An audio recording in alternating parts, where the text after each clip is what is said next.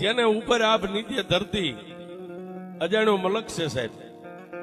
રાજુભાઈ હોતા હતા ને એ લીમડાની માથે મારી કાળી નાગણી મેલડી રાતના 1 વાગે સડી છે.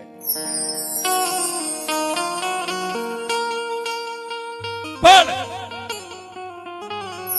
ડાલની માથે બેહીન પાવલી જેવડી ફેણ માંડી જીભના લપકારા કરી અને રાતના 1:30 વાગ્યાનો સમય થયો છે.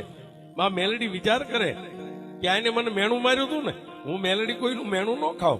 આને મને હુતી વેળા એમ કીધું તું માડી તું તો એમ હું ભુવાની મેલડી છું, માડી અમારા દુબળાનું કોણ હોય?